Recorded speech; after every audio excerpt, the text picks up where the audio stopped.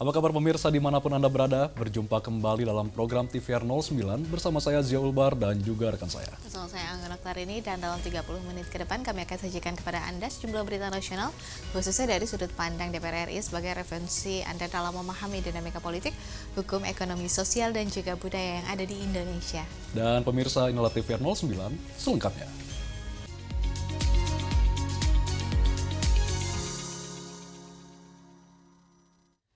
Terkait ketidaksesuaian data yang dimiliki pemerintah yang dinilai menjadi hambatan dalam upaya percepatan penyaluran bantuan sosial kepada masyarakat. DPR menilai regulasi mengenai satu data Indonesia menjadi langkah krusial untuk mengatasi perbedaan data antar kementerian dan lembaga.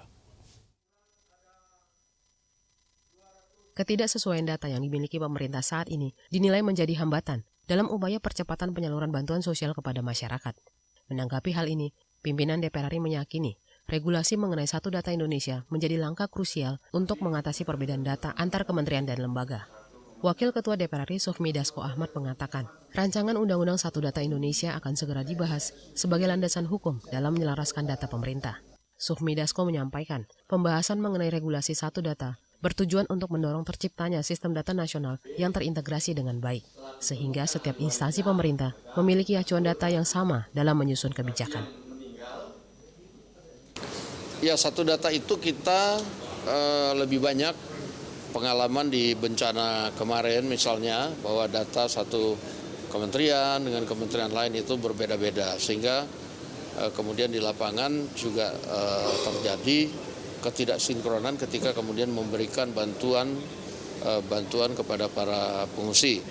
Lalu kemudian untuk dana bansos, BPJS itu kita lihat juga masih ada ketidaksinkronan sehingga kita akan sinkronkan menjadi satu data sehingga ke depan tidak ada lagi kesimpang siuran data yang membuat situasi juga di lapangan tidak bagus. Demikian.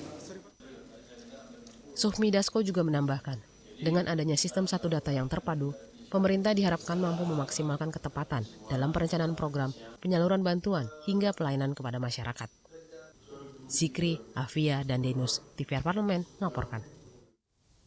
Pemirsa, persiapan penyelenggaraan haji tahun 2026 harus berhadapan dengan potensi dampak buruk akibat konflik perang di Timur Tengah. Sehingga Kementerian Haji dan juga Umroh diminta menyiapkan skenario darurat untuk jemaah haji khusus dan juga umroh jika perang tak kunjung reda.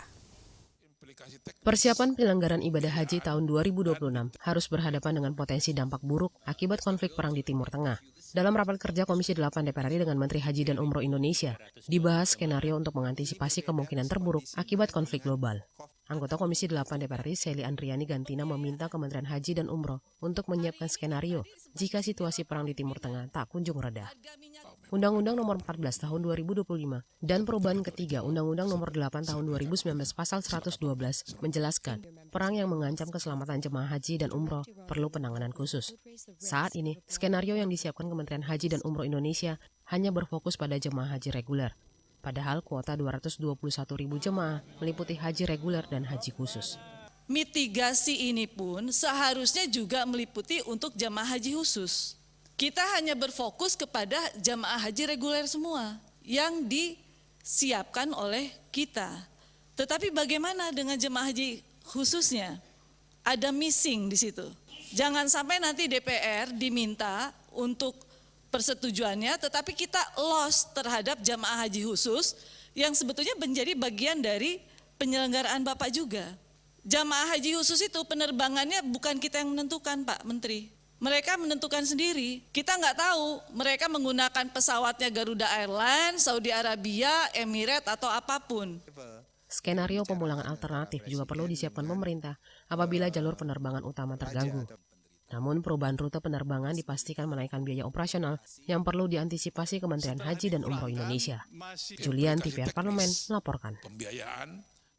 Ketergantungan Indonesia terhadap bahan bakar minyak di sektor transportasi darat masih tinggi. Dan kami akan sajikan informasi selengkapnya. Jangan kemana-mana, tetap bersama kami di TVR 09.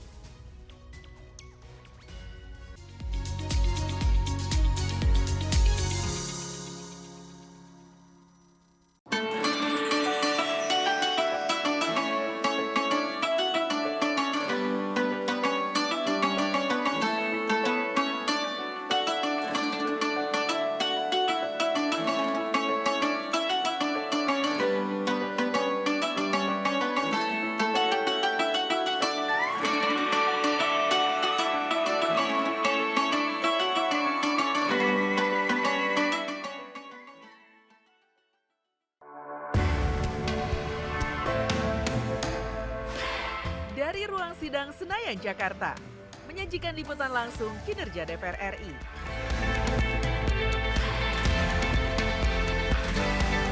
Dialog mendalam, investigasi, dan profil wakil rakyat. TVR Parlemen kini hadir 24 jam. Yuk kita kenalan dengan anggota DPR RI periode tahun ini.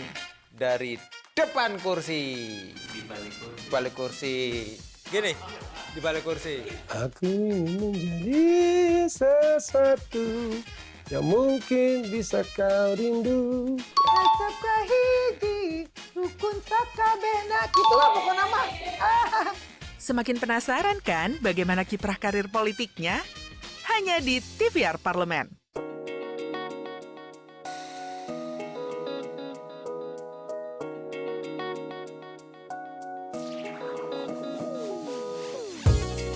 Kehadiran mereka tidak hanya mewakili suara perempuan, tetapi juga membawa perspektif yang beragam serta pengalaman hidup yang unik ke dalam proses pembuatan kebijakan.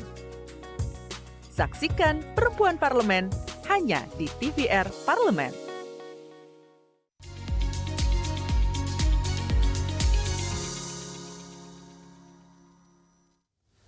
Pemirsa, terkait tingginya ketergantungan terhadap bahan bakar minyak, Komisi 8 DPR RI dorong percepatan penggunaan kendaraan listrik sebagai langkah strategis untuk memperkuat ketahanan energi nasional.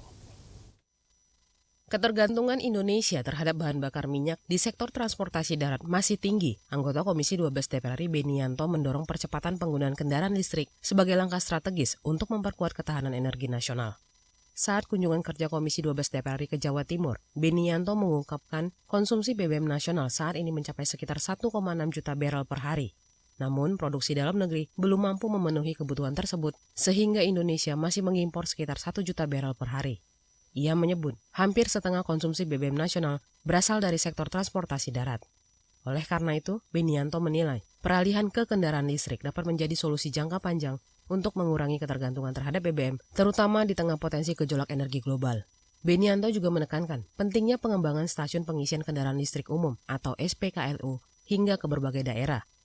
Saya melihat untuk daerah perkotaan kepercayaan masyarakat dengan mobil listrik udah baik, cuma untuk daerah-daerah pedesaan. Makanya kami menyarankan kepada pihak PLN untuk membuat untuk ngecas mobil listrik itu di daerah-daerah pedesaan. Nah, baiknya hari ini PLN menyiapkan SPKLU ya bukan cuma perkotaan tapi di daerah pedesaan sehingga kepercayaan masyarakat terhadap mobil listrik dan untuk tempat-tempat SPKLU itu mudah didapatkan di desa-desa.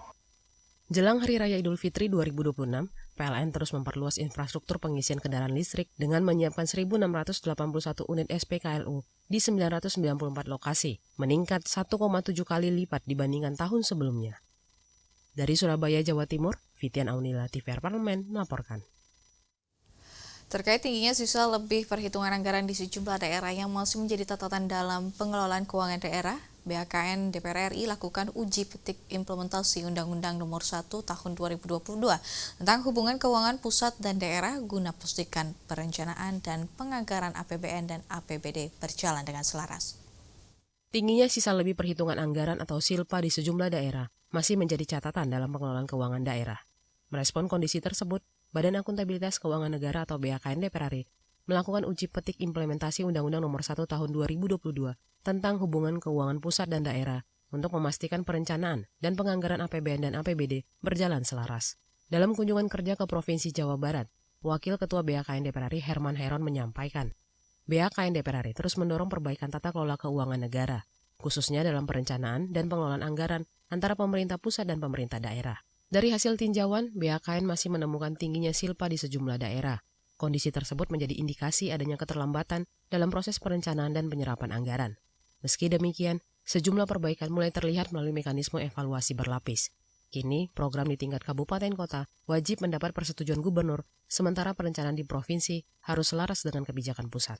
Kita bisa melihat bagaimana pola pembangunan atau membangun ekosistem anggaran yang tentu ini diharapkan dapat sinkron antara alokasi pemerintah pusat, pemerintah daerah, bahkan pemerintah provinsi dan pemerintah kabupaten. Kalau melihat daerah lain dengan silpa yang tinggi dan kemudian penggunaan yang agak terlambat, bahkan sistem perencanaan juga yang terlambat, ini memang harus ada percepatan dan penyesuaian. Dalam pengelolaan APBD 2026, pemerintah Provinsi Jawa Barat berfokus pada transparansi, akuntabilitas, dan efisiensi belanja untuk pelayanan publik, termasuk optimalisasi BUMD dan aset, peningkatan pendapatan pajak, penurunan silpa di bawah 100 miliar rupiah, serta realisasi anggaran infrastruktur. Dari Jawa Barat, Andini Putri, TVR Parlemen, melaporkan. DPR RI resmi menetapkan pimpinan baru Dewan Komisioner Otoritas Jasa Keuangan dalam rapat paripurna masa persidangan 4 tahun sidang 2025-2026 yang diharapkan mampu memperkuat peran OJK dalam menghadapi berbagai tantangan di sektor keuangan yang semakin kompleks. DPR RI resmi menetapkan pimpinan baru Dewan Komisioner Otoritas Jasa Keuangan atau OJK dalam rapat paripurna masa persidangan 4 tahun sidang 2025-2026. DPR RI berharap penetapan tersebut diharapkan mampu memperkuat peran OJK dalam menghadapi berbagai tantangan sektor keuangan yang semakin kompleks. Anggota Komisi 11 DPR RI Andi Yuliani Paris menegaskan ke depan OJK harus bekerja lebih keras, mengingat pesatnya perkembangan industri keuangan, terutama yang berkaitan dengan digitalisasi layanan keuangan. Selain itu, Andi Yuliani juga menyoroti pentingnya peran OJK dalam mendorong perbankan untuk meningkatkan dukungan terhadap sektor UMKM. Karena perkembangan digitalisasi keuangan, ya, aset kripto, kemudian banyak produk-produk lain, belum lagi pinjol, ya, baik yang legal maupun ilegal, ini juga perlu diawasi. Termasuk juga bagaimana OJK sudah punya komitmen untuk secara halus memaksa bank-bank, baik bank non-himbara maupun bank himbara untuk menyisihkan atau mendorong UMKM. Nah, ini yang sebenarnya belum dilaksanakan secara optimal oleh perbankan. Nah, tentu kita harapkan terkait dengan UMKM ini OJK punya desk khusus yang lebih kuat lagi untuk mendorong pelaksanaan UMKM atau kredit untuk UMKM ini. Lebih lanjut, Andi Yuliani berpendapat dengan komposisi pimpinan baru di OJK, koordinasi antar lembaga tersebut diharapkan semakin kuat demi menjaga stabilitas keuangan sekaligus mendorong pertumbuhan ekonomi nasional. Hilman dan Fuad, TVR Parlemen melaporkan. Kemandirian bangsa harus dimulai dari pemenuhan kebutuhan dasar yang bersumber dari kekuatan dalam negeri. Tekanan terhadap ketergantungan impor garam bukan semata persoalan ekonomi, melainkan bagian dari upaya menjaga kedaulatan pangan nasional. Informasi selengkapnya sesaat lagi, tetaplah di TVR 09.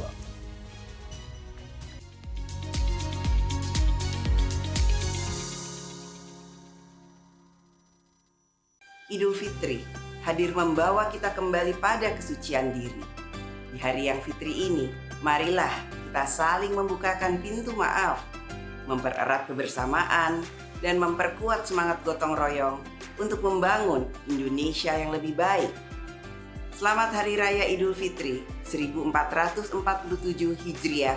Minal aidin wal faizin, mohon maaf lahir dan batin.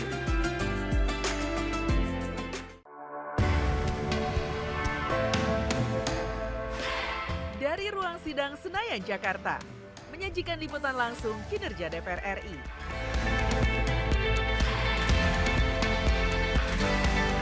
Dialog mendalam, investigasi, dan profil wakil rakyat. TVR Parlemen kini hadir 24 jam.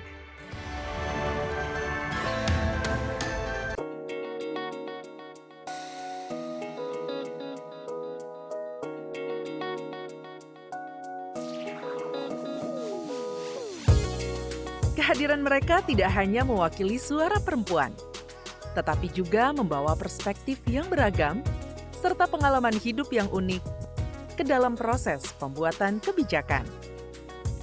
Saksikan Perempuan Parlemen hanya di TVR Parlemen.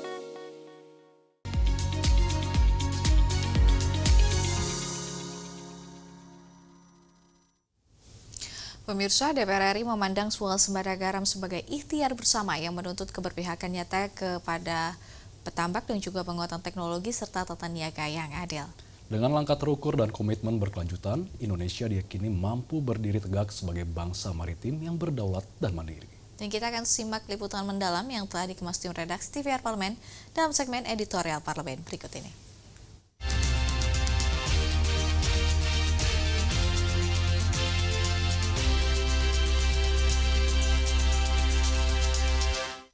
Indonesia merupakan negara maritim dengan garis pantai terpanjang kedua di dunia.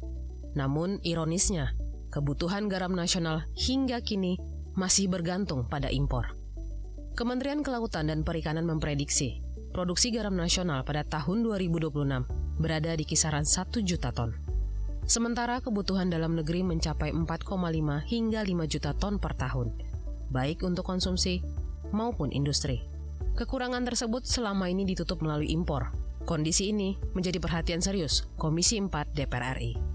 Dalam kunjungan kerja dan rapat bersama PT Garam, para anggota Dewan menegaskan pentingnya langkah strategis untuk meningkatkan produksi nasional dan mewujudkan swasembada garam. Wakil Ketua Komisi 4 DPR RI, Pangga Susanto menekankan, upaya swasembada garam harus diawali dengan pemetaan kebutuhan yang jelas dan terukur. Menurutnya, perencanaan produksi tidak boleh bersifat umum, tetapi harus memiliki target spesifik dan tahapan yang realistis. Pangga menegaskan penentuan prioritas menjadi kunci. Apakah swasembada difokuskan terlebih dulu pada garam konsumsi atau pada kebutuhan industri? Produksi garam konsumsi, menurutnya, perlu distabilkan sebelum diperluas ke segmen lainnya. Tanpa perencanaan yang rinci dan dukungan kebijakan yang konsisten, target pengurangan impor akan sulit tercapai secara berkelanjutan. Minta supaya pemetaan ini dibikin dan target pemenuhannya seperti apa, itu intinya. Jangan ngomong secara global, nggak detail gitu. Mana target yang akan diswasembadakan? Apakah garam konsumsi dulu? Karena garam konsumsi juga punya persoalan, produksinya belum stabil. Jadi harus distabilkan dulu produksinya, baru distabilkan produksi garam aneka pangan. Hal senada disampaikan anggota Komisi 4 DPR RI Firman Subagio. Ia menilai peningkatan produksi tidak cukup hanya dengan perluasan lahan, tetapi juga harus melalui intensifikasi berbasis teknologi. Firman mendorong pemanfaatan teknologi modern, seperti yang diterapkan di negara-negara maju, agar proses produksi lebih efisien dan bernilai tambah. Menurutnya, inovasi dapat mempersingkat rantai produksi, meningkatkan kualitas, sekaligus menekan biaya. Jangan kita bicara tentang ekstensifikasi, tapi intensifikasi teknologi. Kalau yang NHCl-nya kurang, itu bagaimana meningkatkan dengan menggunakan teknologi seperti negara-negara maju. Oleh karena itu, untuk memotong mata rantai, karena garam ini dibuatkan dari air laut. Kenapa nggak bikin menggunakan teknologi? Apa bentuknya teknologi itu nanti? Garam laut itu langsung diolah menjadi garam konsumsi. Jadi tidak mulai berproses, dikeringkan lagi, dicairkan lagi. Ini kan muter. Selain peningkatan produksi, PT Garam juga diharapkan mampu menciptakan sistem pasar yang lebih sehat dan menjaga stabilitas harga di tingkat petani. Kesejahteraan petani garam menjadi bagian penting dalam ekosistem pergaraman nasional. Komitmen menuju swasembada semakin diperkuat dengan terbitnya Peraturan Presiden Nomor 17 Tahun 2025 tentang percepatan pergaraman nasional. Kebijakan tersebut menjadi payung hukum untuk mempercepat peningkatan produksi, memperbaiki tata kelola, serta memperkuat peran BUMN di sektor garam. Anggota Komisi 4 DPR RI Usman Hussein berharap dengan komitmen pemerintah dan keseriusan seluruh pemangku kepentingan, swasembada garam dapat tercapai dalam 2 tahun ke depan. Memang sudah dari tahun ke tahun tidak pernah terjadi ekspor, sehingga kali ini dengan pemerintah keluarkannya Kepres, yaitu tentang swasembada garam, mudah-mudahan ke depan yaitu kembali pada niat tulus daripada PT Garam dan Kementerian KKP. Komisi 4 DPR RI menekankan peningkatan produksi, perbaikan manajemen, serta optimalisasi potensi tambak garam nasional harus berjalan seiring. Sinergi antara pemerintah, PT Garam, swasta, dan petani menjadi kunci keberhasilan.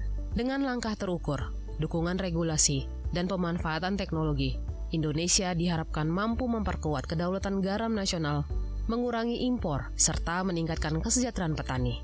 Swasembada garam bukan sekedar target produksi, melainkan bagian dari upaya memperkuat ketahanan pangan dan kemandirian bangsa. Dari Jawa Timur, Kristio Handoko, TVR Parlemen, melaporkan.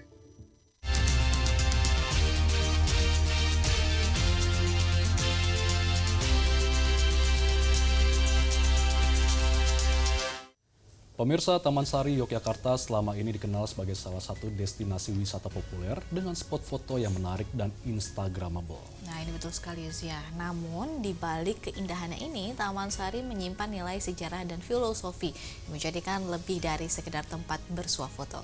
Kompleks ini dibangun pada masa Kesultanan Yogyakarta dan pernah berfungsi sebagai taman air, tempat peristirahatan, hingga sistem pertahanan. Informasinya akan kami hadirkan sesaat lagi, tetaplah di TVR 09.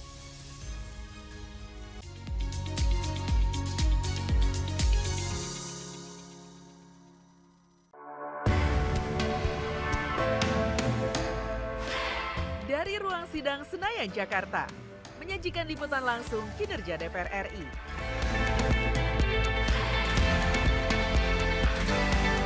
Dialog mendalam, investigasi, dan profil wakil rakyat. TVR Parlemen kini hadir 24 jam.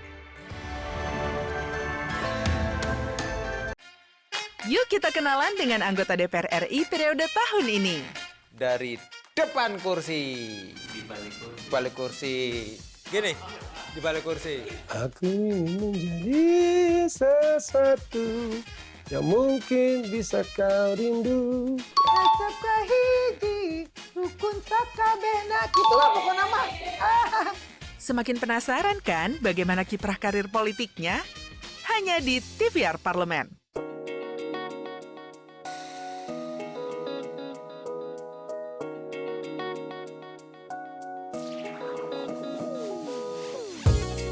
Kehadiran mereka tidak hanya mewakili suara perempuan, tetapi juga membawa perspektif yang beragam serta pengalaman hidup yang unik ke dalam proses pembuatan kebijakan.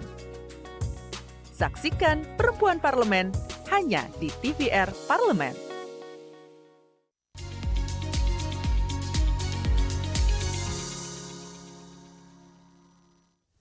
Anda kembali di TVR 09. Berbagai bangunan seperti sumur gumuling dan juga kolam pemandian menunjukkan perpaduan arsitektur Jawa dan juga Eropa yang unik. Keberadaan lorong dan terowongan bawah tanah menjadi bukti bahwa Taman Sari memiliki fungsi beragam, tidak hanya sebagai tempat rekreasi. Dan tanpa berlama-lama lagi, pemirsa, mari kita saksikan Taman Sari Yogyakarta bukan sekedar tempat foto dalam segmen Intips Informasi dan Tips berikut ini.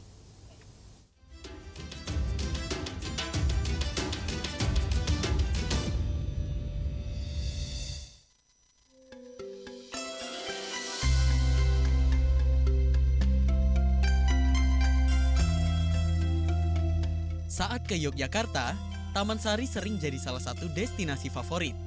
Banyak orang datang, berburu foto estetik dan konten media sosial. Padahal, di balik tembok dan kolamnya, Taman Sari menyimpan makna yang jauh lebih dalam. Bukan sekedar tempat wisata, tapi ruang tenang penuh filosofi. Nah, biar kunjungan ke Taman Sari nggak cuma jadi foto di galeri, kita kulik makna dan fungsi aslinya. Ini dia Taman Sari Yogyakarta. Bukan sekedar tempat foto. Taman Sari adalah kompleks kerajaan. Sebelum melihat Taman Sari sebagai tempat wisata, penting untuk mengetahui asal-usul dan fungsi awalnya. Karena dari sinilah makna Taman Sari sebenarnya dimulai. Taman Sari bukan sekedar taman biasa. Tempat ini merupakan kompleks pesanggerahan Kerajaan Kesultanan Yogyakarta. Dibangun pada masa Sultan Hamengkubuwono I, digunakan sebagai tempat istirahat, perenungan, hingga kegiatan privat sultan. Kolam pemandian bukan sekedar estetik. Setelah tahu fungsi dasarnya, sekarang kita masuk ke ruang yang paling ikonik. Kolam pemandian Taman Sari sering menjadi spot favorit untuk berfoto. Namun di masa lalu, tempat ini digunakan sebagai ruang bersantai dan membersihkan diri. Air dalam kolam tidak hanya berfungsi secara fisik, tetapi juga melambangkan ketenangan, keseimbangan, dan pemurnian jiwa. Sebuah proses menenangkan diri sebelum melanjutkan aktivitas kehidupan. Bila kolam melambangkan ketenangan, bagian ini mengajak untuk benar-benar menyendiri.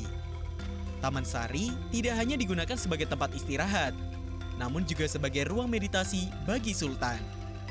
Terpisah dari keramaian istana, hiruk-pikuk kekuasaan, dan tekanan kepemimpinan. Di ruang yang sunyi ini, Sultan melakukan perenungan diri, menata pikiran, menenangkan emosi, dan memperkuat kendali diri.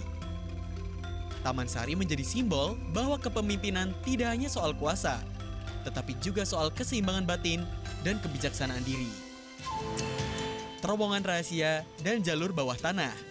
Bicara tentang ruang, Taman Sari juga punya sistem yang jarang disadari. Di Taman Sari, terdapat terowongan bawah tanah yang berfungsi sebagai jalur rahasia dan sistem keamanan. Terowongan ini menghubungkan titik-titik penting di kawasan Taman Sari, menjadi jalur aman saat kondisi darurat. Hal ini menunjukkan bahwa Taman Sari tidak dirancang sembarangan, melainkan dibangun dengan perhitungan matang, strategi, dan keamanan tinggi. Filosofi menyendiri dalam kepemimpinan. Bukan hanya struktur, Taman Sari juga kaya akan makna filosofis. Dalam budaya Jawa, menyendiri bukan berarti menjauh dari tanggung jawab, melainkan proses menata pikiran, perasaan, dan batin. Sultan menggunakan Taman Sari sebagai ruang hening untuk merenung, mengendalikan emosi, dan mempertajam kebijakan. Dari ketenangan inilah, lahir keputusan besar yang dipertimbangkan dengan bijak. Menyendiri menjadi bagian penting dalam memimpin, agar setiap keputusan tidak lahir dari gejolak emosi, melainkan dari kejernihan pikiran dan ketenangan batin. Ruang publik yang tetap aman dan tenang. Lalu, bagaimana dengan kondisinya sekarang? Saat ini, Taman Sari terbuka untuk umum. Tempat ini aman dikunjungi, ramah bagi wisatawan dari berbagai kalangan. Meski menjadi destinasi populer, suasana tenang dan heningnya masih terjaga. Pengunjung diajak untuk menikmati ruang dengan sikap tenang, sopan, dan menghormati sejarah.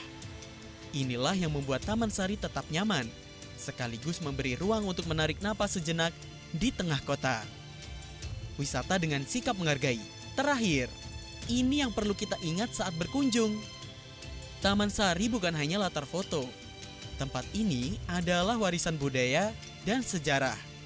Saat berkunjung, pengunjung diajak menjaga sikap, ketenangan, dan etika sebagai bentuk penghormatan terhadap nilai yang masih hidup di dalamnya. Karena wisata yang baik adalah wisata yang menghargai makna. Taman Sari Yogyakarta mengajarkan kita bahwa di tengah ramainya dunia, selalu ada ruang untuk tenang, menyendiri, dan refleksi diri. Tempat ini mengingatkan bahwa ketenangan bukanlah kemewahan, melainkan kebutuhan batin manusia. Jadi, saat berkunjung ke Taman Sari, bukan hanya kamera yang dibawa, tapi juga sikap menghargai, kesadaran diri, dan kemauan untuk memaknai. Karena di balik setiap sudutnya, Taman Sari menyimpan pesan tentang kepemimpinan, keheningan, dan kebijakan hidup.